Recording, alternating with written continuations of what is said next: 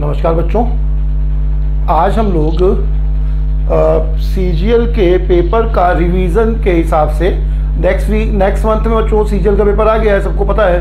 तो जो है हम आज से एक मतलब 20-25 क्वेश्चन के आसपास का एक सेट रोज का रोज कराएंगे बच्चों। जो पढ़ा रहे हैं वो चलता रहेगा, साथ ही साथ रेगुलर ये एक वीडियो इसका भी रहेगा जिसमें हम लोग मतलब सीजीएल के जैसे पूरा एक पेपर लेके डिस्कस नहीं करेंगे बच्चों, है ना। 2016-17 का हम पेपर लेके डिस्कस करें तो उसमें 25 में 5 क्वेश्चन ऐसे मिलेंगे जो थोड़े ठीक होंगे, बाकी 15 क्वेश्चन 20 क्वेश्चन ऐसे होंगे बच्चों जो बहुत ज़्यादा आसान होंगे, है ना। इसीलिए अगर किसी एक पेपर को लेके चलेंगे ना तो टाइम ज़्यादा लग जाएगा और रिवीजन नहीं हो पाएगा कायदे से। तो पेपर के सब पेपर के आए हुए क्वेश्चन ही रखेंगे, लेकिन उसमें से जो बहुत आसान क्वेश्चन है उनको हटा देंगे, जिनमें हम कुछ सिखा सकते हैं, है ना, जिनमें कुछ बताने योग्य है वही क्वेश्चन लेकर के उसी के माध्यम से सिर्फ क्वेश्चन नहीं बताएंगे बच्चों, साथ साथ उसका उस टाइप का रिवीजन भी कराते जाएंगे ना, इस तरह से। तो हर चैप्टर के क्वेश्चन इसमें होंगे और प्रीवियस ईयर के पूरे एक क्वेश्चन जो है आए हुए ही हैं, एक भी क्वेश्चन बनाया हुआ नहीं है, सब के सब आए हुए क्वेश्चन है बच्चों। बस ये है कि हम एक रियल पेपर लेकर के उसको एक वर्ष के पेपर को या एक पाली के पेपर को डिस्कस नहीं कर रहे हैं, है ना। कारण यही है कि उसमें फालतू क्वेश्चन ज़्यादा होंगे, तो इसीलिए जो सिर्फ चुने हुए क्वेश्चन रख करके जिनके पेपर में आने की संभावना बहुत ज़्यादा है उन्हीं टाइप के क्वेश्चन को जो है डिस्कस करेंगे। तो आज हम लोग जो है बहुत सारे क्वेश्चन आज इसको पढ़ते हैं बच्चों। तो शुरू से चलें, पहले क्वेश्चन से।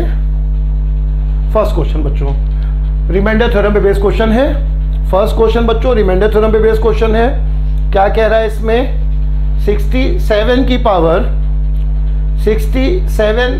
67 प्लस 67 को 68 से डिवाइड करने पर शेष क्या होगा। ठीक बच्चों, नंबर सिस्टम में इसका बेसिक हम बताएंगे।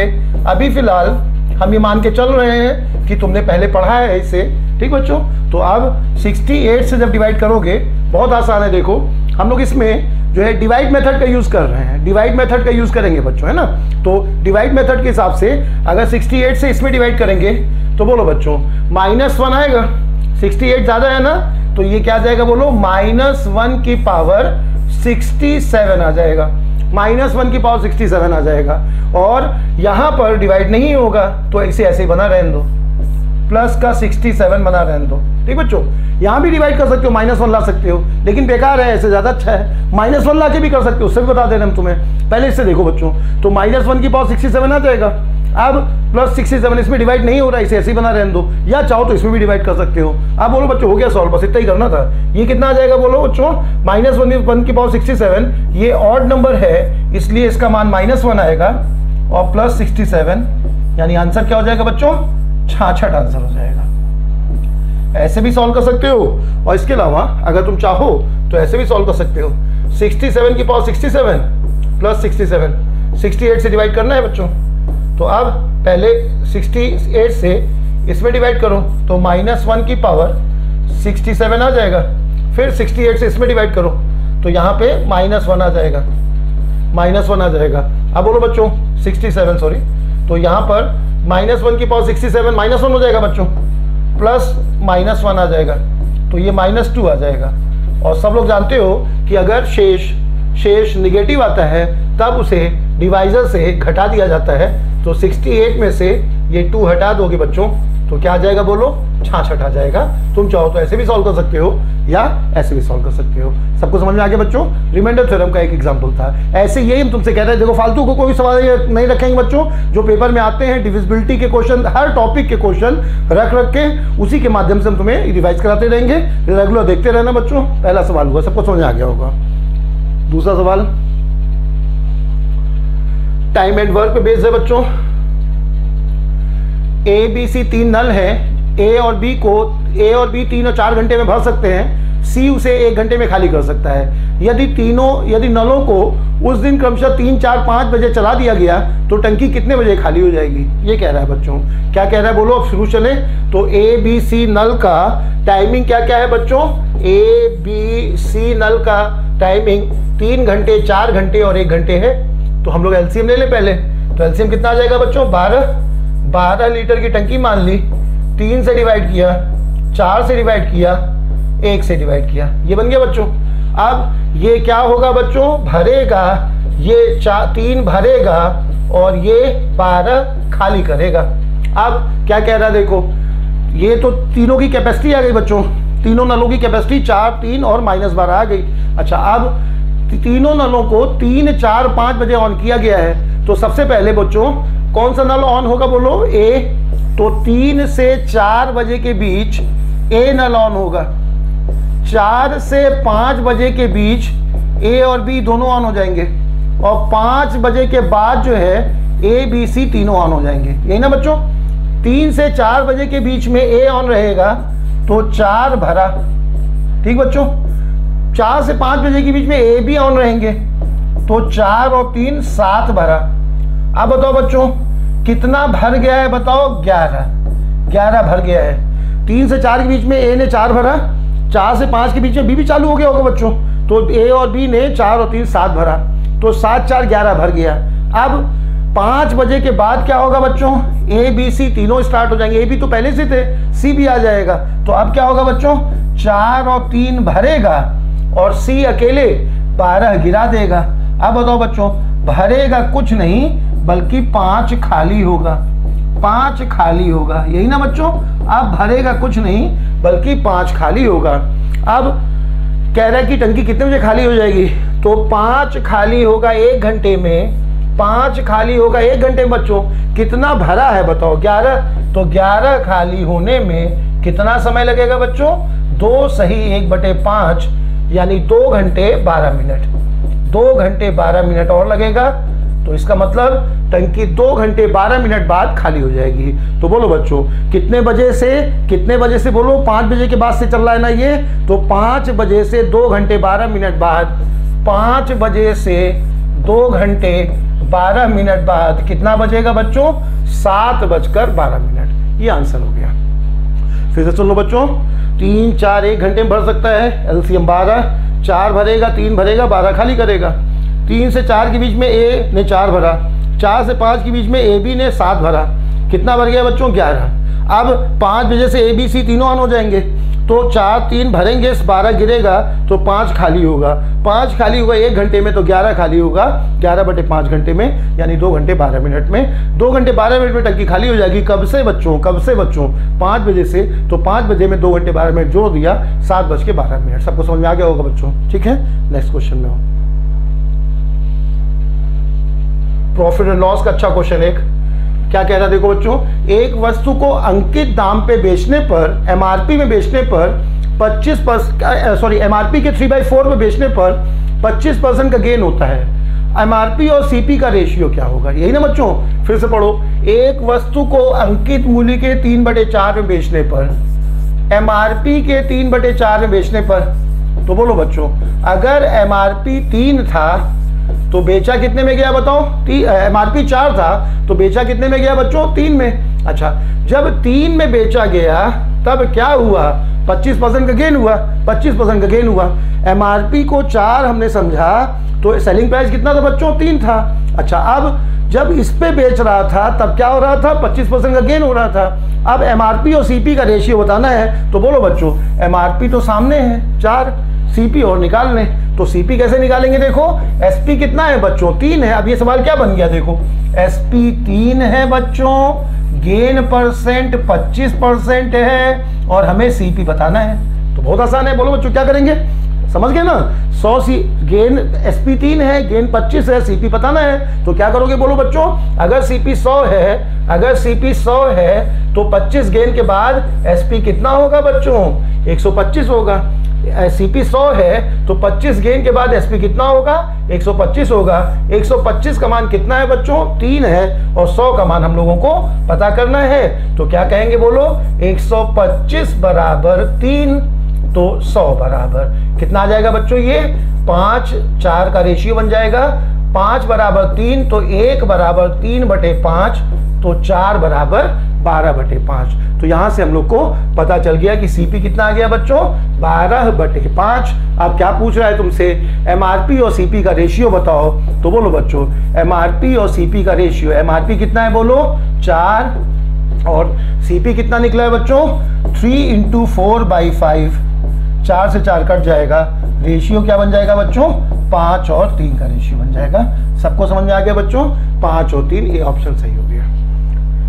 एक वस्तु को एमआरपी के 3/4 में बेचा गया, यानी एमआरपी 4 था तो बेचा कितने में गया बच्चों, 3 में। जब 3 में बेचा गया तो गेन 25 का हुआ।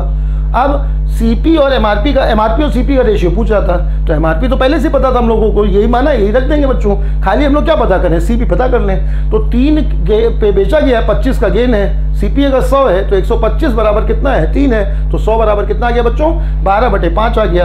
एमआरपी 4 है, सीपी 12/5 है, रेशियो 5:3 बन गया। सबको समझ आ गया होगा बच्चों। ए और बी की, अब देखो ये इससे पहले वाला क्वेश्चन प्रॉफिट लॉस का बच्चों, ये क्वेश्चन देखो जनरल क्वेश्चन या रेशियो का क्वेश्चन कह सकते हो। ए और बी की आय का रेशियो क्या है सवाल बच्चों, यहां पे लिखते हैं ए व बी, बहुत आसान है, ट्रिपल रेशियो का सवाल है। इनकम का रेशियो क्या है बच्चों, 2 और 1 का है। खर्च का रेशियो क्या है बोलो, 5 और 3 का है। खर्च का रेशियो 5 और 3 का है। और बचत का रेशियो 4 और 1 का है। बचत का रेशियो 4 और 1 का है। आय 2 और 1 है, खर्च 5 और 3 है, बचत 4 और 1 है। यदि ए और बी दोनों की कुल बचत 5000 रुपए है, बचत का योग कितना है बच्चों, बचत का सम कितना है बताओ, 5000। तो पूछ रहा है बी की आय क्या है, बी की आय पूछ रहा है बच्चों, है ना। तो अब क्या करेंगे बोलो, बचत का रेशियो दिया है, साथ ही साथ कुल बचत दी गई है, तो क्या करोगे बच्चों, बांट लो इसे।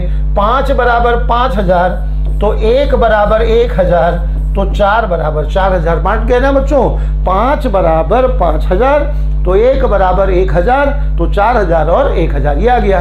अच्छा अब ध्यान देना बच्चों, जब भी अगर ये सवाल आया है, इस टाइप का ट्रिपल रेशियो का सवाल आता है, तो ये देखा करो कि पूछ क्या रहा है। अगर आय संबंधी प्रश्न है तो यहाँ पे एज्यूम करो, अगर खर्च संबंधी प्रश्न है तो यहाँ पे एज्यूम करो, है ना। क्या पूछ रहा है, जनरली आय पूछता है बच्चों, तो आय अगर पूछ रहा है तो एक ही देखो, एक लाइन में सॉल्व हो जाएगा, है ना।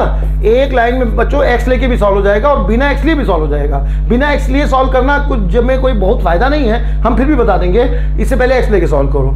तो देखो बच्चों क्या करोगे, 2x और x मान लो, 2 और x मान लो, है ना। अच्छा अब बताओ, आय में से जब खर्च घटाओगे तो बचत आएगी, आय में से जब बचत घटाओगे तो खर्च आएगा, आय में से जब बचत घटाओगे तो खर्च आएगा ना बच्चों। तो आय को 2x और x माना, ए की बचत 4000 है, हटा दो, बी की बचत 1000 है, हटा दो, और अब दोनों का खर्च का रेशियो कितना है बताओ, ये खर्च का रेशियो आ गया। खर्च का रेशियो कितना है बोलो बच्चों, 5 और 3 का है, 5 और 3 के बराबर कर दिया। एक लाइन में सॉल्व हो गया ये 6x और ये कितना माइनस का कितना बच्चों 12000 और बराबर 5x और माइनस का 5000। तो यहाँ से आ जाएगा x बराबर 7000, x बराबर 7000 आ जाएगा बच्चों। और पूछ क्या रहा है हमसे, हमसे कह रहा है कि b की आय बताओ। b की आय कितनी थी बच्चों, 7000, x थी, तो x का मान ही आंसर हो गया, तो एक ये आंसर हो गया। सबको समझ आ गया बच्चों। फिर से सुनो, आय खर्च बचत, बचत पहले बांट लो। अब आय अगर पूछे तो इसको एज्यूम कर लो 2x और x, खर्च अगर पूछे तो खर्च को एज्यूम कर लो, समझ गया ना, जो पूछे उसी को एज्यूम कर लो। तो हमसे आय पूछा गया तो 2x और x एज्यूम कर लिया, खर्च हटा दिया बच्चों, एक ही लाइन में सॉल्व हो जाता है ना। खर्च बचत हटा दिया इसमें, तो बोलो बच्चों आय में से बचत हटा दोगे तो खर्च आ जाएगा, खर्च के बराबर कर दिया, x आ गया, एक लाइन में सॉल्व हो गया। आ गया बच्चों सबको समझ में। इसके अलावा इसे रेशियो के क्रम से भी हम बता देंगे तुम्हें, वो तो रेशियो वाले टॉपिक में बताएंगे। इसके आगे चलो बच्चों, 4th सवाल हुआ ये। 5th क्वेश्चन देखो, 5th question very important question बच्चों, एलिगेशन पर बेस्ड है। पढ़ो क्या कह रहा है। एक प्रयोगशाला में 2 बोतलों में 2 और 5 7 3 के रेशियो में एसिड और पानी है, एसिड और पानी है। इनको किस रेशियो मिलाएं कि नए मिश्रण में एसिड और पानी का रेशियो 2:3 हो जाए। इनको किस रेशियो मिलाएं कि नए मिश्रण में एसिड और पानी का रेशियो 2:3 हो जाए। क्या सवाल है बच्चों, एसिड पानी का रेशियो 2:5, एसिड पानी का रेशियो 7:3, किस रेशियो मिला है कि एसिड पानी का रेशियो 2:5 हो जाए। तो ये सवाल हमेशा एलिगेशन सॉल्व करो। कैसे सॉल्व करोगे बच्चों, तुम चाहो तो ए पर मतलब एसिड पर एलिगेशन लगा दो, और तुम चाहो तो वाटर पर एलिगेशन लगा दो। सुनना बच्चों, एलिगेशन हम आगे पढ़ाएंगे अभी। अगर एसिड पर एलिगेशन लगाते हो तब एसिड लिखो हर जगह, अगर एसिड पर एलिगेशन लगाते हो तो हर जगह एसिड लिखो। बोलो बच्चों कितना एसिड है, कितना पार्ट एसिड है ये देखा जाएगा। 2 है कितने में, 7 में, तो 2/7 है। 7 है कितने में, 10 में, तो 7/10 है। 2 है कितने में, 5 में, तो 2/5 है ना। फिर से सुनो, एसिड कितना है बच्चों, 2/7 पार्ट है। यहाँ पे बोलो बच्चों कितना है, 7/10 पार्ट है। और यहाँ पे कितना है बताओ, 2/5 पार्ट है, 2/5 पार्ट है। अब यहाँ पर अगर तुम ये कैलकुलेशन थोड़ा सा कम करना चाहते हो तो क्या करोगे बच्चों, यहाँ पर इनका 7, 35 और 70 का गुणा कर दो। 70 का मल्टीप्लाई करने पर, 70 का मल्टीप्लाई करने पर ये सवाल में डिजिट फ्रैक्शन फॉर्म हट जाएगा बच्चों। समझ गए ना 70 कहाँ से आया, 7, 10 और 5 का एलसीएम, तो 7 कितना आ जाएगा बच्चों, 70 आ जाएगा। अब ये सवाल ये किसमें बन जाएगा बच्चों, ये और ये तीनों डिजिट अब बहुत आसान हो जाएंगी।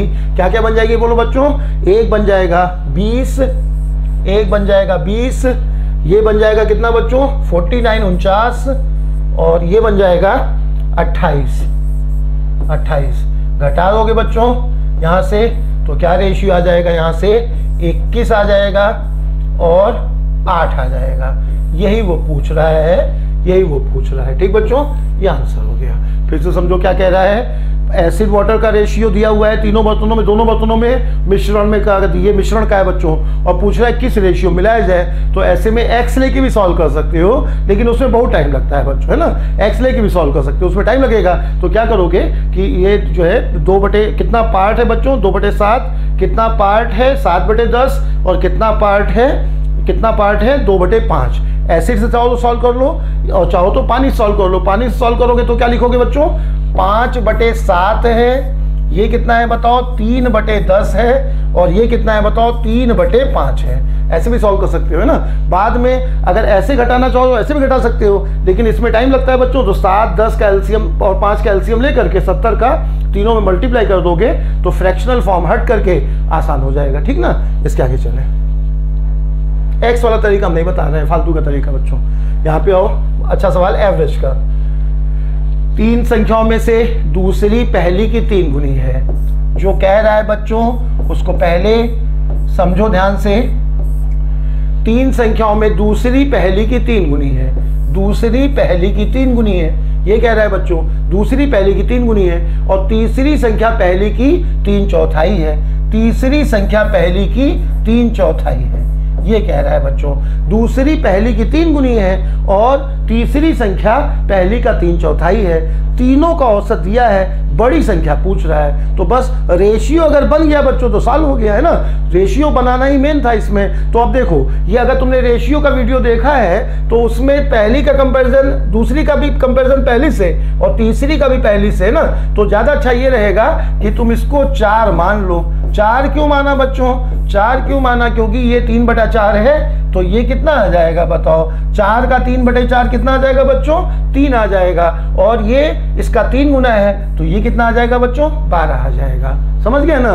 4 मान लोगे तो 4 का 3/4 3 हो जाएगा, और ये कितना आ जाएगा बच्चों, इसका 3 गुना 12 आ जाएगा। तो रेशियो बन जाएगा यहाँ से क्या बच्चों, 4, 12, 4, 12 और 3, 4, 12, 3 का रेशियो बन जाएगा। तुम चाहो तो ऐसे बना लो, और नहीं तो अगर तुम्हें दिक्कत लगे तो ऐसे बना लो बच्चों। फर्स्ट संख्या सेकंड का 3 गुना है, दूसरी संख्या फर्स्ट का 3 गुना है, तो ये बन गया। तो और तीसरी संख्या पहली का 3/4 है। तो ये जो है 4 है, तो ये कितना है बच्चों, 3 है। ऐसे बना सकते हो रेशियो, है ना। 2 अलग अलग रेशियो बना के जोड़ लो, चाहे जैसे बना लो, बन गया रेशियो। अब क्या कह रहा है, यदि तीनों का औसत 114 है तो यहाँ पे औसत कितना है बच्चों, यहाँ पे औसत कितना है बोलो, तो 4, 12 और 3 को जोड़ करके और 3 से भाग दोगे, कितना आ जाएगा बच्चों, 19। 19/3 बराबर कितना बच्चों, 114। तो 1 बराबर कितना आ जाएगा बोलो बच्चों, 18। 1 बराबर 18 आ जाएगा। अब क्या पूछ रहा है तुमसे, सबसे बड़ी संख्या बताओ। सबसे बड़ी संख्या कौन सी है बच्चों, सेकंड नंबर संख्या है। सेकंड नंबर संख्या कितनी है बताओ, 12। तो 12 बराबर कितना आ जाएगा बच्चों, 12 गुणे 18, यानी कितना आ जाएगा, 180 और 36, 216। सबको समझ आ गया बच्चों, ठीक है। वेरी इंपॉर्टेंट क्वेश्चन, वास्तव में ये तुम्हें हमें अक्सर मिलेगा ये सवाल, है ना। तुम रेशियो बना लो बस बच्चों, बाकी सब हो जाता है इसमें। रेशियो चाहे दोनों को अलग अलग बना के जोड़ लो, और चाहे तो जो तरीका बताया गया था उससे बना लो, ये तरीका ज़्यादा अच्छा है। रेशियो बन गया, अब औसत देगा या टोटल देगा। अगर टोटल देता है तो 19 से कंपैरिजन करो, औसत दे रहा है तो औसत कितना आ जाएगा, तीनों को जोड़ के 3 से भाग दोगे तो 19/3 औसत आ गया। ये बराबर कितना है बच्चों, 114 के, तो 1 बराबर 18, तो 12 बराबर। सबको समझ में आ गया बच्चों, बहुत वेरी इंपॉर्टेंट क्वेश्चन है ना। हम जितने वीडियो देंगे तुम्हें उसमें एक बार पेपर हो जाए, जब पेपर हो जाए बच्चों ना, तो एक बार मिलाना जरूर, है ना। हम पिछले वर्ष क्या पढ़ाया गया था उससे नहीं मतलब, हम 15 साल का पेपर के हिसाब से चलेंगे, है ना। तुम्हें रेगुलर हम देंगे और तुम जब एक बार पेपर हो जाए तो मिलाना, है ना। मेरी बात समझना बच्चों, जब ये 2-3 साल से 2-3 वर्षों से जब बड़े बड़े लोग ना ये जब अलजेब्रा और मेंसुरेशन लेके दौड़ रहे थे, तब भी हम सामान्य पढ़ाई पढ़ा रहे थे वहाँ अपने कोचिंग में, है ना।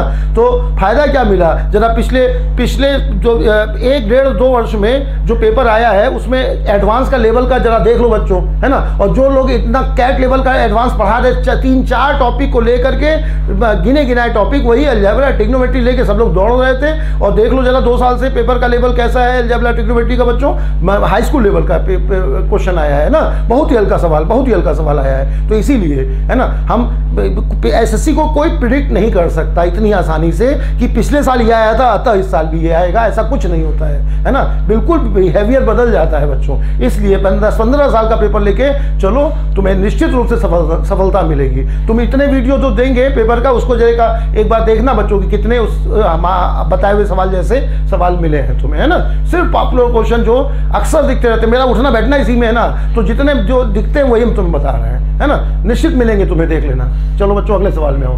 एक आदमी दो कुर्सियों को क्रमशः 900 की लागत से खरीदता है, एक को लागत के 4/5 पर और दूसरे को लागत के 5/4 पर बेच देता है। कुल मिलाकर इस लेन देन में 90 रुपए का लाभ होता है। तो बताओ कम दाम वाली कुर्सी की लागत क्या है, यही ना बच्चों। तो पहले देखो, ध्यान देना बच्चों, पहले को लागत के 4/5 पर, दूसरे को लागत के 5/4 पर बेच देता है, और इस लेन देन में उसे 90 रुपए का लाभ होता है। तो ध्यान देना बच्चों, क्या है सवाल, देखो 900 रुपए कुल सीपी है, पहले को लागत के 4/5 पर, दूसरे को लागत के 5/4 पर बेचा गया है, और औसत कितना प्रॉफिट हुआ है बच्चों, 90 रुपए का, 90 रुपए का। तो अब ध्यान देना, ये भी सवाल एलिगेशन का सवाल हुआ, कैसे पता चल जाएगा 2 का प्रॉफिट दिया है, औसत प्रॉफिट दिया है ना बच्चों। तो ध्यान देना, 4/5 पर बेचा गया, मतलब क्या,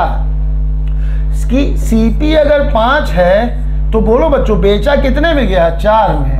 तो ये यहाँ पे घाटा हुआ ना, कितने का घाटा हुआ, 1 का। किस पर हुआ बच्चों, 5 पर, तो ये 20% का घाटा हुआ। यही तो कहलाएगा ना, 5 में खरीदा 4 में बेचा, तो 1 का घाटा हुआ, 5 पे 1 का घाटा हुआ, तो कितने % का हुआ बच्चों, 20% का। इसी तरह से यहाँ पे 4 में खरीदा 5 में बेचा, 4 में खरीदा 5 में बेचा, तो 1 का फायदा हुआ, 1 का फायदा बच्चों 4 पर, तो कितने % हुआ बच्चों, 25%, 25% गेन हुआ, 25% गेन हुआ। अब पहले पर क्या हुआ बोलो, 20% का लॉस हुआ, दूसरे पर क्या हुआ बोलो, 25 का गेन हुआ, ओवरऑल क्या हुआ, 90 का गेन हुआ। तो क्या करो, 90 का गेन को क्या कहेंगे बच्चों, 900 पर 90 का गेन हुआ, तो क्या कहोगे बताओ, 10% है ना, तो 10% का गेन हुआ। अब बोलो बच्चों क्या लिखोगे, साइन सहित लिखा जाता है, पहले पर 20 का घाटा, दूसरे पर 25 का फायदा। पहले पर 20 का घाटा तो माइनस में लिखो, दूसरे पर 25 का फायदा तो प्लस में लिखो, और ओवरऑल 10 का फायदा, ओवरऑल 10 का फायदा तो प्लस में लिखो। अब घटा दो बच्चों ज्यादा में से कम को, तो ये तो घटेगा 15 आएगा, और ये घटेगा नहीं बल्कि जुड़ जाएगा। ज्यादा में से कम को घटाओगे तो ये जुड़ जाएगा, तो कितना आ जाएगा बच्चों, 30 आ जाएगा। तो ये 15-30 यानी रेशियो क्या बन जाएगा बच्चों, 1 और 2 का रेशियो बन जाएगा। 1 और 2 के रेशियो में, 1 और 2 के रेशियो में कुल लागत कितनी है बताओ, 900। 900 को बांट दोगे तो 900 को 1 और 2 के रेशियो बांटोगे तो ये कितना आ जाएगा बच्चों, ये 300 आ जाएगा और ये 600 आ जाएगा। सब लोग समझ गए बच्चों? 900 को 1 और 2 के रेशियो बांटोगे तो 300 600 आ जाएगा। क्या पूछ रहा है तुमसे? कम दाम वाली कुर्सी का दाम बताओ। तो कम दाम वाली कुर्सी का दाम कितना आ गया बच्चों? 300 रुपया। ठीक है, समझ गए? 4/5 का मतलब समझ गए, 20% का घाटा। 5/4 का मतलब क्या हुआ बच्चों? 25% का फायदा। 900 पे 90 का गेन, यानी क्या हुआ? 10% का गेन। पहले पे 20 का घाटा, दूसरे 25 का फायदा, ओवरऑल 10 का फायदा। एलिगेशन का रूल लगाया 15 और 30, 15-30 यानी 1-2 का रेशियो बन गया। 1-2 के रेशियो में 900 को बांट दो, 300 और 600 आ गया। सबको समझ में आ गया होगा बच्चों? इसके आगे चले।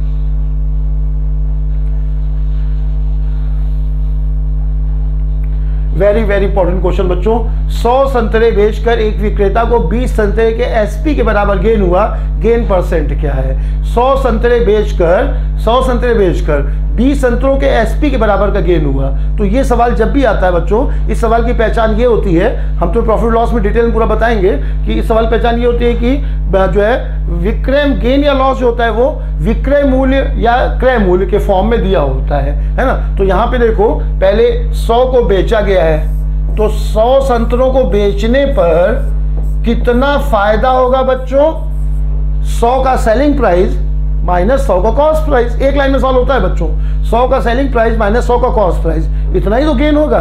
और ये गेन किसके बराबर है बताओ? 20 संतरों के एसपी के बराबर है। तो बराबर है ये 20 एसपी के।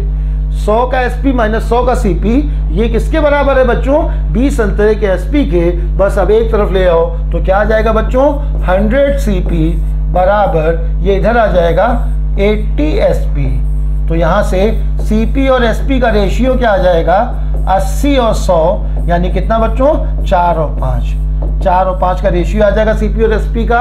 अब क्या पूछ रहा है? उसका गेन परसेंट कितना है? तो बोलो बच्चों, सीपी कितना है? 4, एसपी कितना है? 5। तो गेन कितना हुआ? 1। किस पर हुआ? 4 पर। 1/4 × 100, यानी कितने परसेंट बच्चों? 25%। सबको समझ आ गया? 100 को बेचा गया तो कितने में कितने का फायदा हुआ बच्चों? 100 एसपी माइनस 100 सीपी। अच्छा, ये फायदा किसके बराबर है बताओ? ये फायदा 20 के एसपी के बराबर है, ऐसा कह रहा है। अब एक तरफ ले गए बच्चों, तो 100 सीपी बराबर 80 एसपी आ गया। सीपी एसपी का रेशियो 4-5 आ गया। अब बोलो बच्चों, कितना फायदा हुआ? 1 का किस पर हुआ? 4 पर। ये आंसर हो गया। सबको समझ आ गया? वेरी इंपॉर्टेंट क्वेश्चन बच्चों ये। अगला सवाल देखो, प्रॉफिट लॉस का दोबारा है लेकिन आसान है।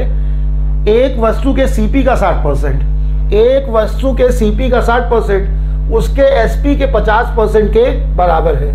उसके एसपी के 50% के बराबर है, तो गेन या लॉस परसेंट क्या होगा? तो बोलो बच्चों, क्या कह रहा है? सीपी का 60%, सीपी का 60% बराबर है एसपी का 50%, बराबर है एसपी का 50%। ये कह रहा है बच्चों, सीपी का 60% बराबर है एसपी का 50%। तो यहाँ से क्या कहोगे? सीपी और एसपी का रेशियो क्या आ जाएगा बच्चों? ये इधर ले जाओगे तो 50 और 60, यानी क्या आ जाएगा बोलो? 5 और 6 का आ जाएगा। सीपी और एसपी का रेशियो क्या आ जाएगा बच्चों? 5 और 6 का आ जाएगा। क्या पूछ रहा है तुमसे? गेन या लॉस परसेंट क्या होगा? तो बोलो बच्चों, गेन होगा ना। सीपी कम है, एसपी ज्यादा है, तो गेन होगा। कितना होगा? 1 किस पर होगा? 5 पर। 1/5 × 100, यानी कितने परसेंट बच्चों? 20%। ठीक है, आसान सवाल था। सीपी का 60 बराबर एसपी का 50, सीपी एसपी का रेशियो बन गया 50-60 यानी 5-6। अब बच्चों 1 का फायदा हुआ कितने पर? 5 पर। तो कितने परसेंट हुआ? 20%।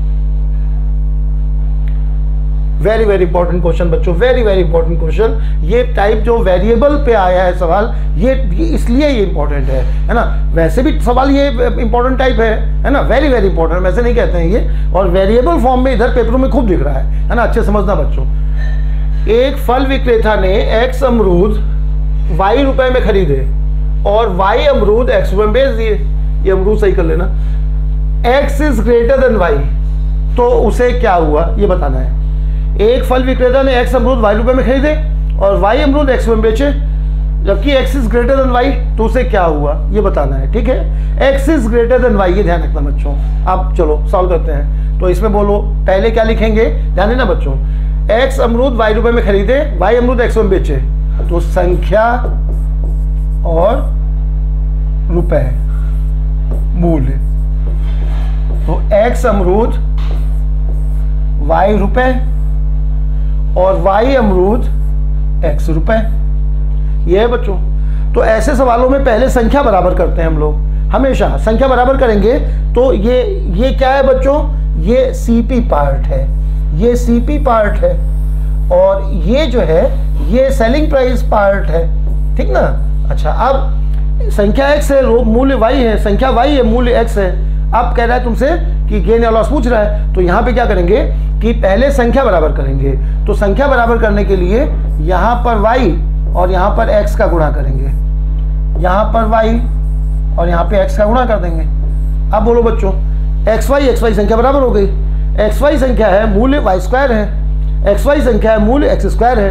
अब तुमसे गेन परसेंट पूछ रहा है, तो देखो क्या करेंगे, CP कितना है बच्चों, y स्क्वायर है, SP कितना है बच्चों, x स्क्वायर है। अब तुमसे पूछ रहा है कि गेन या लॉस, पहले ये डिसाइड करो कि गेन हुआ कि लॉस हुआ। तो यहाँ ध्यान देना बच्चों, x is greater then y, तो इसे पहले एग्जाम्पल से समझ लो, x is greater then y, यही ना बच्चों।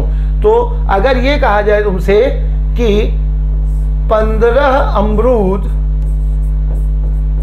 10 रुपए में लाए और 10 अमरूद 15 रुपए में बेचे, तो बोलो बच्चों 15 रुपए अमरूद 10 रुपए में, ये कंडीशन पूरी हो रही है ना, x is greater then y।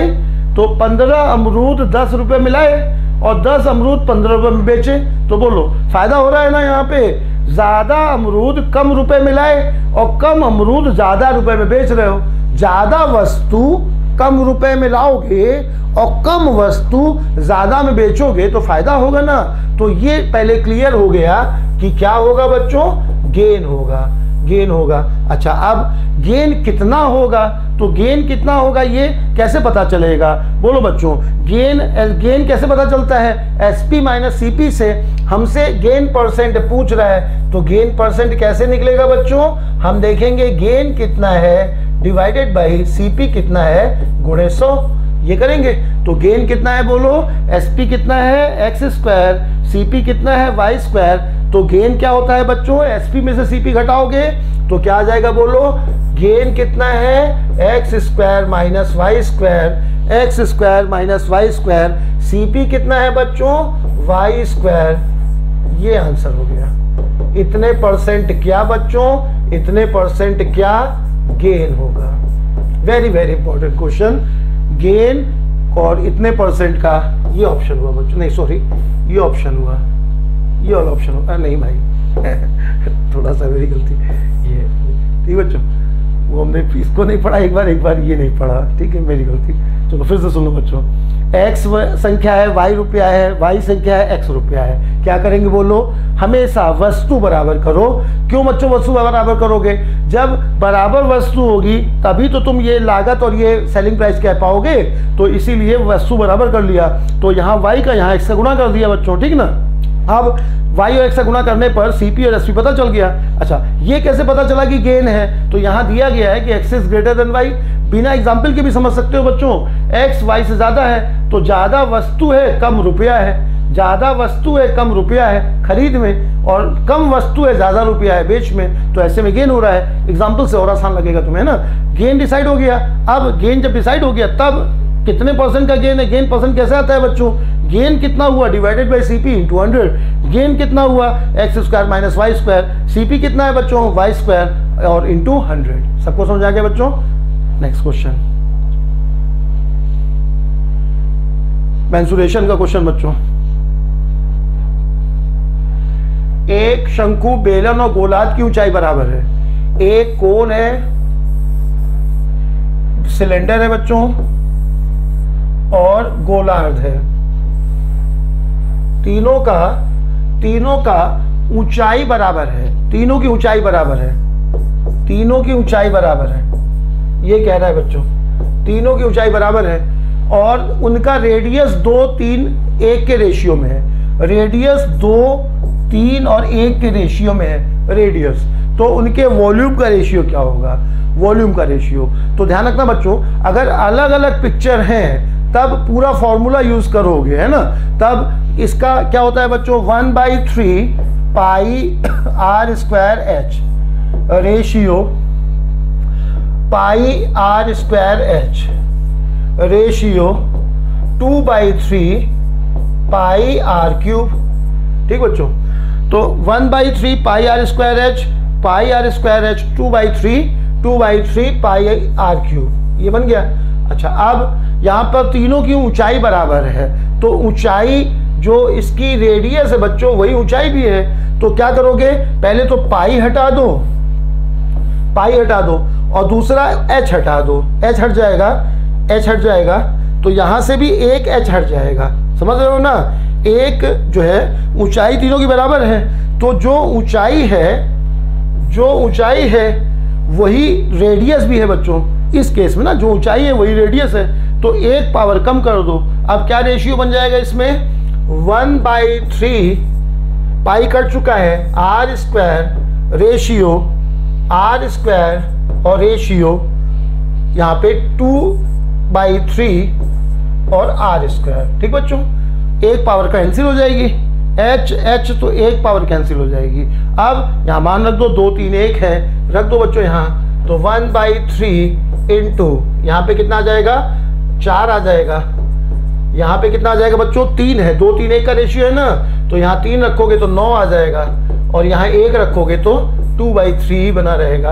अब क्या आ जाएगा बच्चों, ये नीचे 1 समझोगे, तो अब एलसीएम ले लोगे तो क्या आ जाएगा बोलो, यहाँ पे 4 बना रहेगा, यहाँ पे 27 आ जाएगा बच्चों, और यहाँ पर 2 ही बना रहेगा। तो 4 27 और 2, 4 27 और 2 ये आंसर हो जाएगा। सबको समझ आ गया बच्चों, फॉर्मूला पूरा लगाना पड़ेगा। अगर एक जैसी आकृति होती है तब खाली रेडियस से सॉल्व हो जाता है ना, लेकिन अलग अलग अगर पिक्चर है तो पूरा फॉर्मूला यूज़ करना पड़ेगा, क्योंकि यहाँ पे वेरिएबल्स अलग अलग होंगे, तो इसीलिए फॉर्मूला लगाया। जो ऊंचाई बराबर है तो ऊंचाई हटा दिया, यहाँ से एक पावर कम कर दी, यहाँ पे जो ऊंचाई है वही रेडियस है बच्चों, तो एक पावर कम कर दी, अब मान रख दिया। ठीक है ना, इसके आगे चलना है। एक अच्छा सवाल सिंप्लीफिकेशन में भी पाया जाता है, ये जो है अलजेब्रा में भी रहता है, अच्छा सवाल है ये।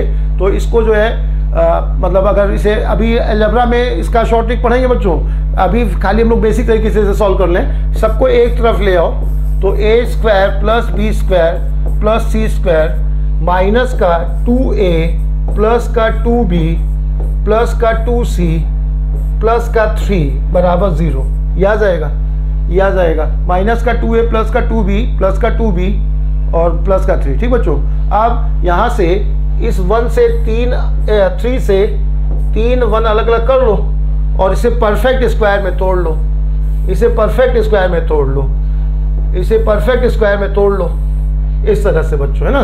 तो क्या बन जाएगा देखो, एक ये -2 है बच्चों, तो ये मतलब a माइनस में है ना बच्चों, ये तो a -1 का स्क्वायर बन जाएगा, बाकी सब प्लस में है, तो b + 1 का स्क्वायर और b + 1 का स्क्वायर, सॉरी c + 1 का स्क्वायर, ये बन जाएगा। क्या मतलब हुआ इसका, देखो a स्क्वायर माइनस का 2a और 1 ले लोगे, b स्क्वायर प्लस का 2b और 1 ले लोगे, c स्क्वायर प्लस का 2c और 1 ले लोगे, तो ये बन जाएगा। अब ये बराबर किसके बच्चों, 0 के। ये नियम होता है कि अगर समथिंग स्क्वायर, ध्यान देना बच्चों, अगर a + b + c 0 है, तब जरूरी नहीं है कि a b c तीनों 0 हों, है ना। a b c का तीनों का 0 होना जरूरी नहीं है, लेकिन अगर a स्क्वायर b स्क्वायर और c स्क्वायर का योग अगर 0 है बच्चों, a + b + c अगर 0 है, तो a 5 है, b -3 है, c -2 है, हो सकता है।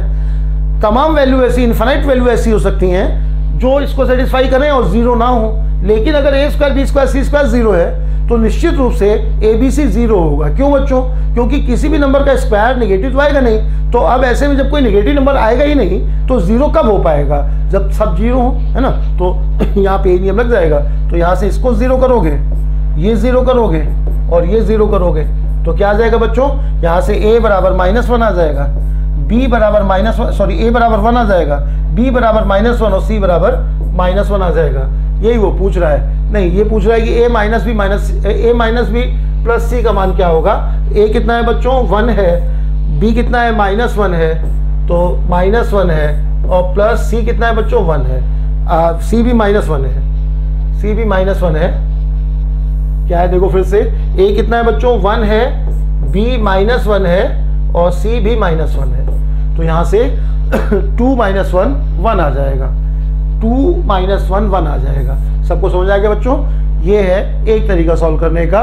दूसरा तरीका इसका हो सकता है, दूसरा तरीका इसका जो हो सकता है कि अगर, ध्यान देना बच्चों, कि अगर ये फॉर्मेट, ये एक स्टैंडर्ड फॉर्मेट है बच्चों, ये एक स्टैंडर्ड फॉर्मेट है। स्टैंडर्ड फॉर्मेट का मतलब क्या है कि ये 2 कॉमन लिया हुआ होना चाहिए और इसी फॉर्मेट में लिखा होना चाहिए।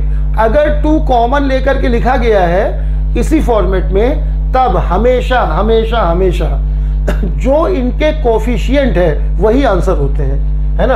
अगर 2 कॉमन लेकर के स्टैंडर्ड फॉर्मेट में लिखा गया है, तब हमेशा हमेशा हमेशा जो इनके कोफिशिएंट हैं, गुणांक हैं, जो ABC के कोफिशिएंट यानी गुणांक हैं, वही हमेशा उसका आंसर होते हैं, है ना।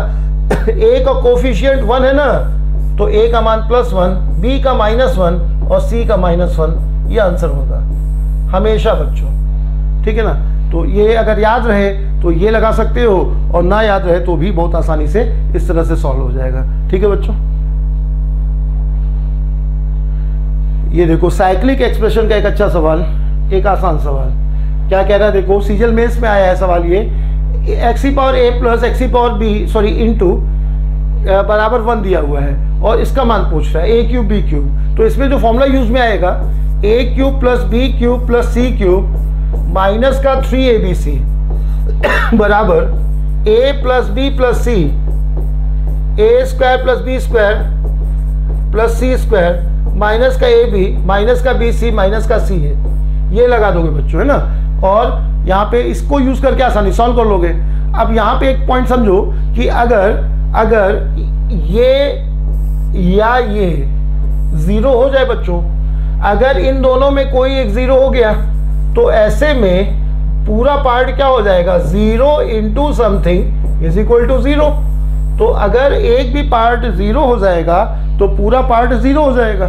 तो ऐसे में क्या करो कि इस वाले पार्ट से पे ध्यान दो, तो यहाँ पे x⁴ a × x⁴ b × x⁴c, base से में तो पावर्स ऐड हो जाएंगी बच्चों। तो हम क्या कह सकते हैं कि ये x⁴ a + b + c बन जाएगा, और ये 1 जो है इसे हम x⁴ 0 लिख सकते हैं, 1 को हम x⁴ 0 लिख सकते हैं।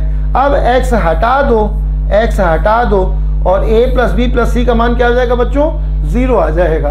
a + b + c का मान 0 आ जाएगा। तो अगर ये 0 हो जाएगा, ये पार्ट 0 हो जाएगा, तो हम क्या कहेंगे, ये पूरा पार्ट 0 है। अब अगर a³ + b³ + c³ माइनस का 3abc बराबर 0 हो जाएगा, तो पूछ क्या रहा है बच्चों, a³ + b³ + c³ का मान क्या हो जाएगा। तो क्या मान हो जाएगा बच्चों, इधर इसका ये उधर चला जाएगा, तो प्लस का 3abc आंसर हो जाएगा।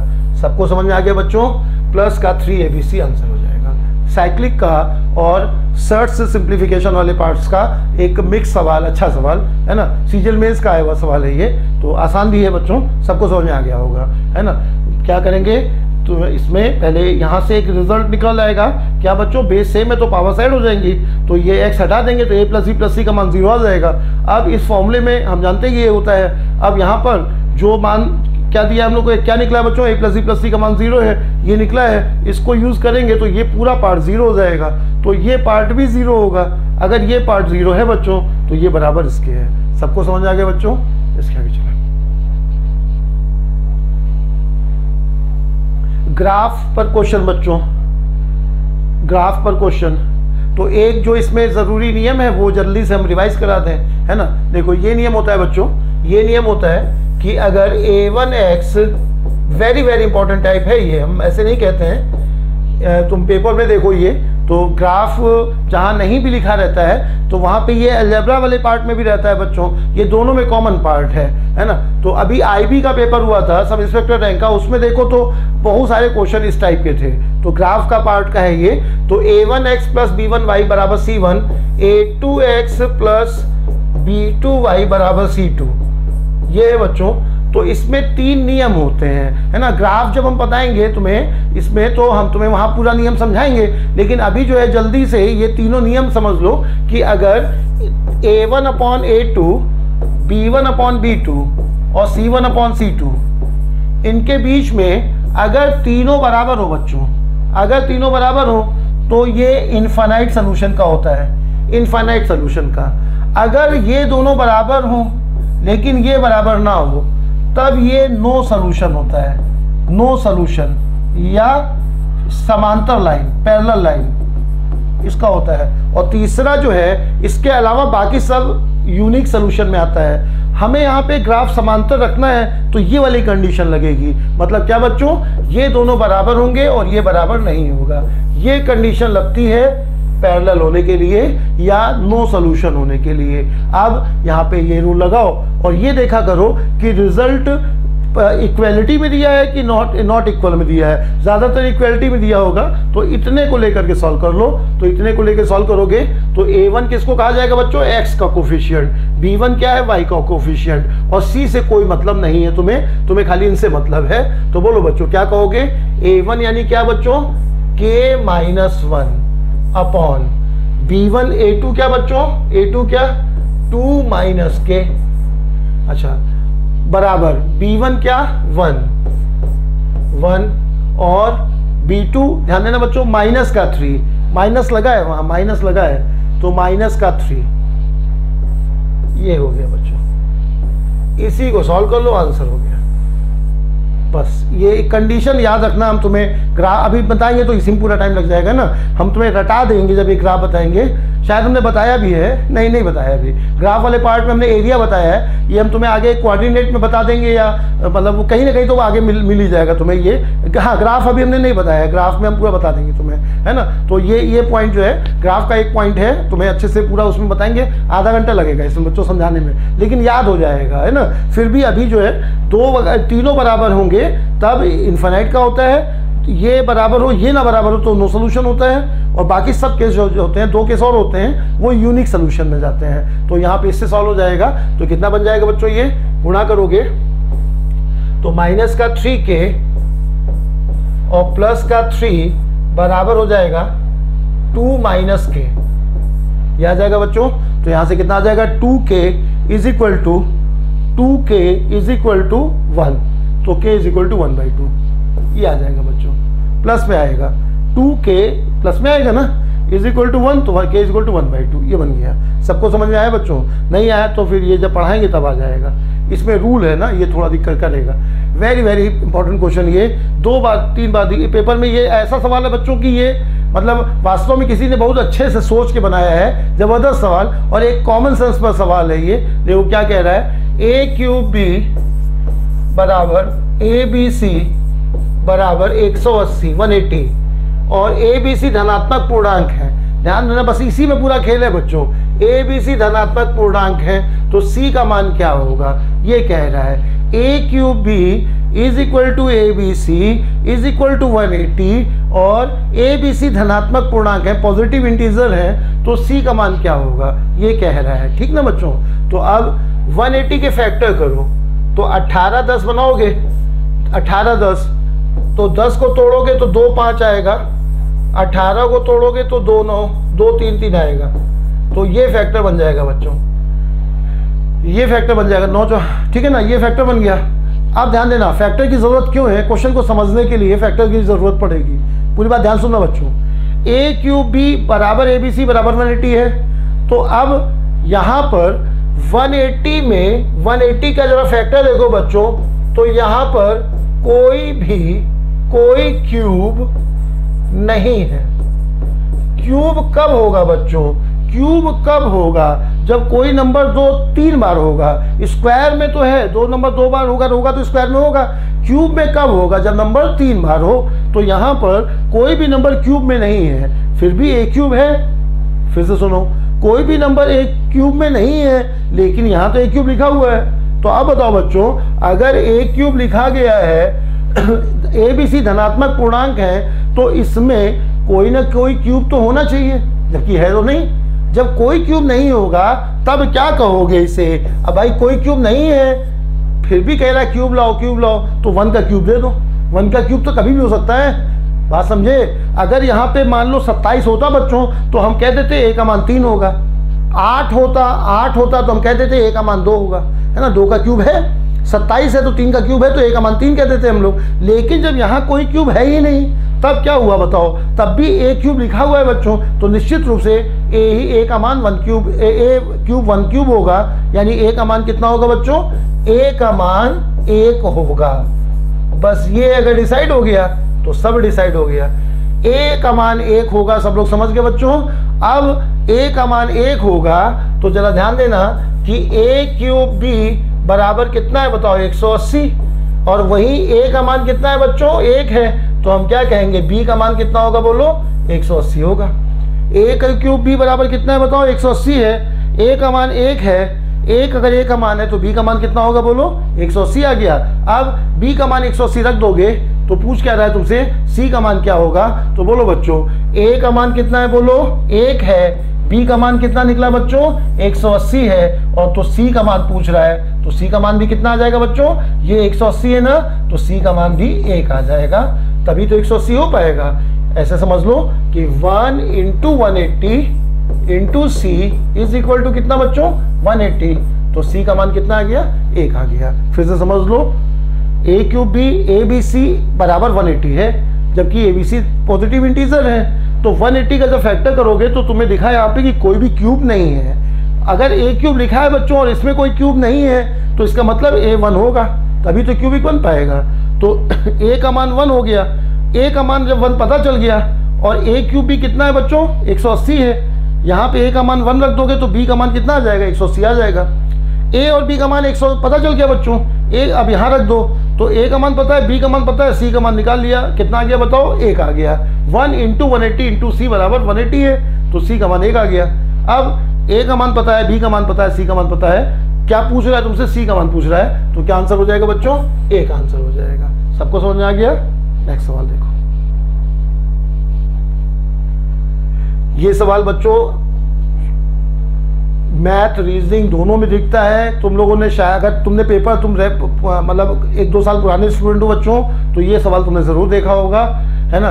वास्तव में ये सवाल तुम्हें CDS में भी दिखा है मैं, है ना। हम लोग अपने समय से इस सवाल को देख रहे हैं। क्या सवाल है बच्चों, 5, इसमें एक पॉइंट खाली बहुत अच्छा होता है, जो जिस कारण से ये वाला सवाल जो है, एक पॉइंट के जो है मेन इसमें वो ध्यान देना, 5 घड़ियां एक साथ बजना शुरू करके 3, 6, 9, 12, 15 सेकेंड के अंतराल पे बजती हैं, तो 36 मिनट में कितनी बार एक साथ बजेंगी बच्चों, है ना। तो यहाँ पर 3, जब भी ये तुम्हें टाइम एंड डिस्टेंस के वीडियो में भी बताया गया था बच्चों, अभी HCF LCM का ये क्वेश्चन है ना, है ये क्वेश्चन HCF LCM का, लेकिन ये तुम्हें रीजनिंग में भी मिल सकता है बच्चों। तो ये मतलब वास्तव में मतलब ये सबसे ज़्यादा पूछे गए क्वेश्चन में से एक होगा। तो यहाँ पे क्या कहोगे, यहाँ पर हमेशा LCM ऑफ टाइम लिया जाता है। देखो याद आ जाएगा तुम्हें, अगर कुछ लोग सर्कुलर पार्क पे चक्कर लगा रहे हो, है ना, तो ऐसे सभी केस में एक डायरेक्शन में बच्चों हमेशा वो लोग कब मिलते हैं, LCM ऑफ टाइम पर मिलते हैं। तो हमेशा LCM ऑफ टाइम निकालते हैं, तो बोलो 3, 6, 9, 12, 15 का LCM निकालोगे बच्चों, तो 2 का मैक्सिमम 4 है, 3 का मैक्सिमम 9 है, 5 का मैक्सिमम 5 है, 180 सेकेंड यानी 3 मिनट आ जाएगा। तो एक तो सवाल देखो, इसमें सवाल बनेंगे बच्चों 2 सवाल, है ना। क्या क्या सब 2 सवाल बनेंगे। अगर ये पॉइंट ना दिया हो तो तुमसे पूछेगा कि कितने समय बाद वो एक साथ दोबारा बजेंगे, है ना। तो अभी अगर एक साथ बजे हैं तो कितने समय बाद वो सभी एक साथ बजेंगे। तो क्या करते हैं ऐसे में, हमेशा LCM ऑफ टाइम निकालते हैं बच्चों। टाइम LCM निकालोगे तो कितना आ जाएगा बताओ, 3 मिनट आ जाएगा। अब 3 मिनट पे वो हमेशा 3 मिनट में वो साथ में बजेंगे, तो पूछ क्या रहा है 36 मिनट में कितनी बार बजेंगे। तो 36 में 3 से डिवाइड करेंगे 12 आएगा। लेकिन ध्यान देना बच्चों, 12 देखो जरूर ऑप्शन में होगा, लेकिन 12 आंसर नहीं है, इसमें हमेशा +1 करते हैं, ये आंसर होगा बच्चों। +1 क्यों करते हैं, इसे एक जरा सा एग्जाम्पल से, एक छोटे एग्जाम्पल से समझ लो बच्चों। देखो अगर तुमसे ये कहा जाए कि 10-10 मीटर पर पेड़ लगाए गए, तो बताओ 50 मीटर में कितने पेड़ लगेंगे?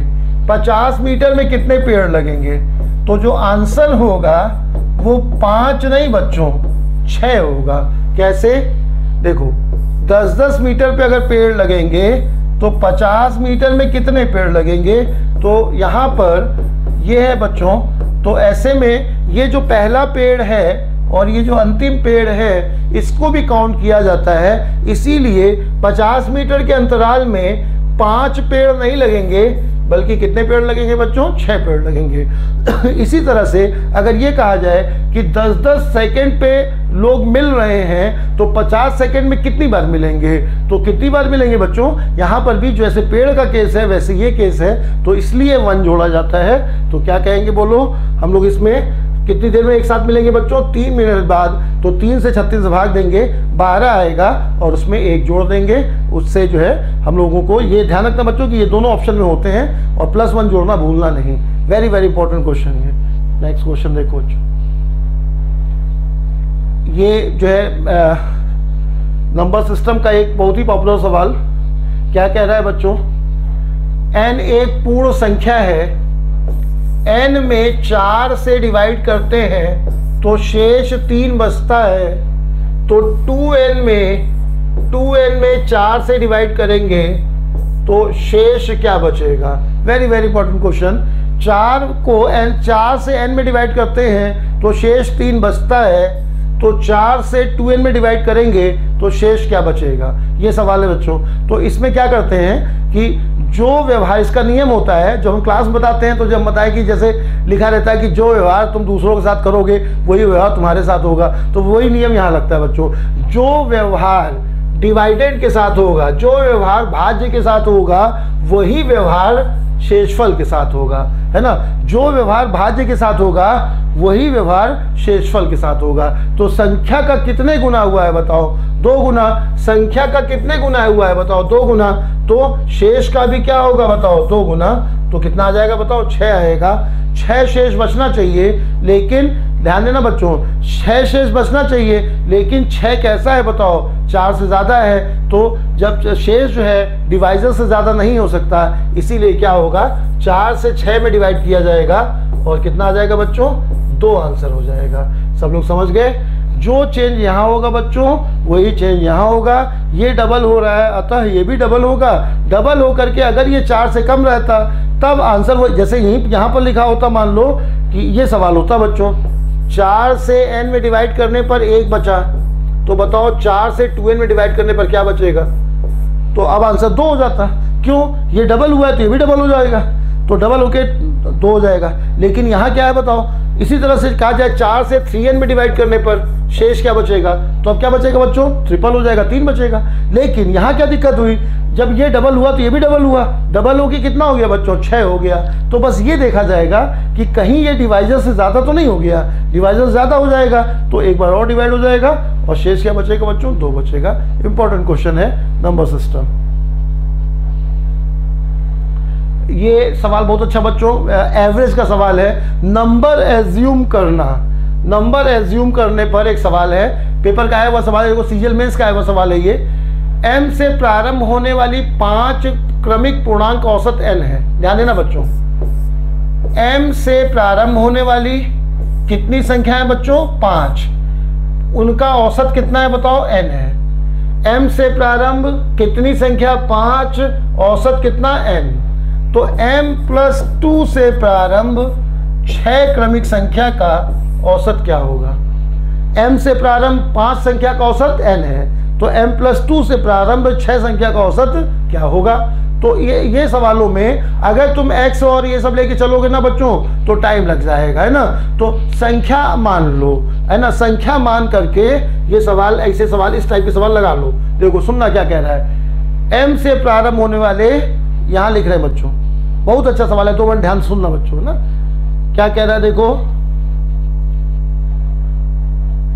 हाँ, m से प्रारंभ होने वाले 5 क्रमिक पूर्णांकों का औसत कितना बच्चों? n है।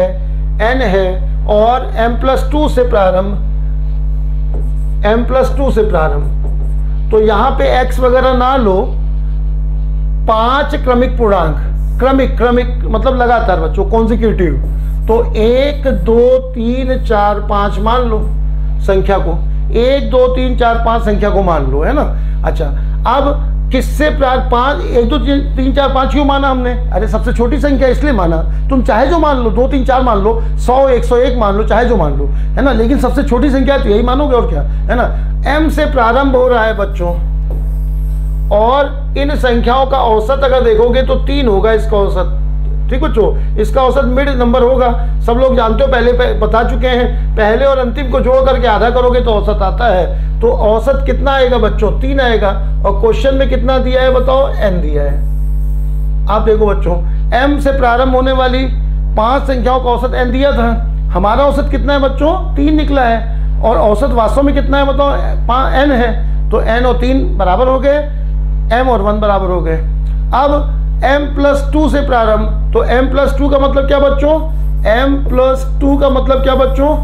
1 से 2 ज्यादा, यानी कितना? 3 से, तो 3 4 5 6 7 8, m+2 से प्रारंभ 6 क्रमिक पूर्णांकों का औसत क्या होगा, ये पूछा जा रहा है। तो m+2 कितना हो गया बच्चों? 3 से प्रारंभ 6 क्रमिक पूर्णांक ये हो गए, इन्हीं का औसत पूछ रहा है, तो क्या करोगे? इनका औसत क्या होगा बच्चों? पहले और लास्ट वाले को जोड़ करके, हमेशा औसत कैसे निकालते हो? पहले और लास्ट को जोड़ करके आधा करोगे, तो ये औसत होगा। तो औसत कितना आ गया बताओ? 5.5, 5.5 आ गया, ठीक बच्चों। अब क्या पूछ रहा है तुमसे कि ये तो हम लोग का औसत निकला है, 1 से लेकर के 5 तक की संख्या मानी बच्चों, 5 संख्या कह रहा था, m से प्रारंभ थी तो m का मान 1 हो गया, n का मान 3 हो गया।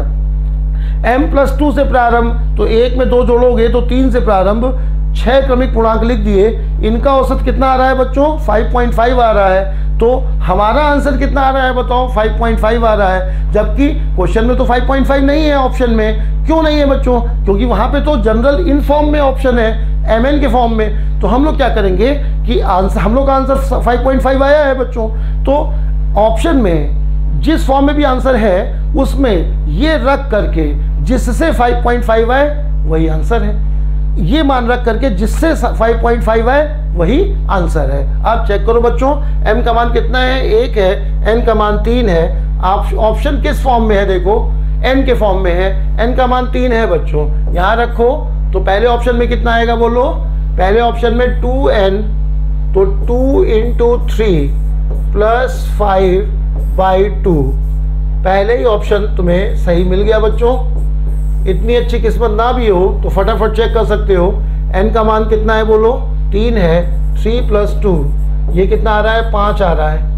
यहाँ रखो बच्चों, 3 + 3, ये कितना आ रहा है? 6 आ रहा है। यहाँ रखो, तो 6 + 9/2, ये 7.5 आ रहा है।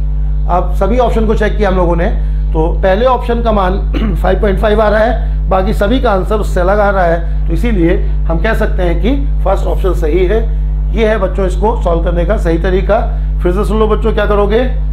5 क्रमिक संख्याएं 1 2 3 4 5 मान लोगे, m पहली है, n औसत है, mn का मान पता चल गया, m+2 से प्रारंभ हो यानी 6 संख्या कह रहा है, 6 मान लोगे और इनका औसत निकाल लोगे। ऑप्शन की वैल्यू रख करके जिससे ये आए वही आंसर होगा। तो m या n के फॉर्म में जिस फॉर्म में भी आंसर होगा उसमें ये वैल्यू रखने से जिसमें 5.5 आएगा वही आंसर होगा। ठीक बच्चों, इसके आगे चलो। अगला सवाल देखो, मेंसुरेशन से संबंधित सवाल है। इसमें क्या कह रहा है देखो, एक त्रिभुज की 3 माध्यिकाओं की लंबाई 9 12 15 है, उस त्रिभुज का एरिया कितना होगा? तो ये इस सवाल के एक मतलब 2013-14 में ये आया है मेंस में, तो इसके बाद ये कई बार दिखा है बच्चों पेपरों में, तो CHSL के हिसाब से ये इंपॉर्टेंट क्वेश्चन है। तो 9 12 15 जो है, इसमें कॉन्सेप्ट जो लगता है वो ये है कि अगर किसी ट्रायंगल में माध्यिकाएं दी हो तो मीडेन या माध्यिका से बने ट्रायंगल का एरिया निकाल लो और उसका 4/3 गुना कर दो। ये फार्मूला डेरिवेशन सहित बताया जाएगा बच्चों मेंसुरेशन में। क्या नियम होता है, अगर किसी ट्रायंगल की मीडियन दी गई हो, माध्यिकाएं दी गई हो, कितनी कितनी है बच्चों, 9, 12, 15 है। अगर किसी ट्रायंगल की मीडियन दी गई हो, माध्यिकाएं दी गई हो और उसका एरिया पूछा जाए, तो ऐसे में नियम क्या होता है कि माध्यिकाओं को इसको साइड समझो, माध्यिकाओं को साइड समझ लो और माध्यिकाओं को, भाई बात ध्यान सुनना बच्चों, माध्यिकाओं को मीडियन को साइड समझ लो और उससे बनने वाले ट्रायंगल का एरिया निकाल लो। माध्यिकाओं को साइड समझ लो, उससे बनने वाले ट्रायंगल का एरिया निकाल लो, फिर उस एरिया का 4/3 टाइम्स कर दो तो सही एरिया आ जाएगा। ठीक बच्चों, अब यहाँ पे ध्यान देना कि साइड्स क्या क्या हैं बताओ, 9, 12, 15। तो 9, 12, 15 में लकली हमें ये क्या बन गया बताओ। अगर हम इसको साइड मानेंगे, ये माध्यिकाएं हैं हम ये जान रहे हैं, लेकिन इसको साइड मान करके एरिया निकाला जाता है, फिर इसका 4/3 टाइम करते हैं। तो अगर 9, 12, 15 में क्या खास बात है बच्चों, ये समकोण त्रिभुज बन जा रहा है, राइट एंगल ट्रायंगल बन जा रहा है, इसीलिए इसका एरिया आसान हो गया। अगर ये राइट एंगल ट्रायंगल न बनता तो तब ये हीरो फॉर्मूले से तुम इसका एरिया निकालते बच्चों, लेकिन अभी ये क्यों आसान हो गया, क्योंकि ये राइट एंगल ट्रायंगल बन जा रहा है, इसीलिए इसका एरिया कितना आ गया बताओ, 54 आ गया। सब लोग समझ गए ना। इसको साइड मान करके एरिया निकाल लोगे, फिर उसका 4/3 टाइम्स करोगे, तो 54 का 4/3 टाइम्स करोगे तो 54 गुणे 4/3 कितना आ जाएगा बच्चों, यहाँ से 18, 72 आ जाएगा। सब लोग समझ गए बच्चों, 72 आ जाएगा। ठीक है, ये नियम याद रखना रहेगा। इसका डेरिवेशन हम तुम्हें मेंसुरेशन में बताएंगे। ये इसी बार के मतलब जो लॉकडाउन के पहले जो पेपर चल रहा था बच्चों, उसमें जो है ये तुम्हें पेपर में था, और ये इससे पहले मतलब न जाने कितने हम लोग अपने समय से ये सवाल को देख रहे हैं पेपर में ना। तो ये फिर हम एसएससी का एक मतलब बहुत ही फेवरेट सवाल बन गया है। तुम्हें ट्रायंगल एबीसी में डी और ई क्रमशः, ट्रायंगल एबीसी में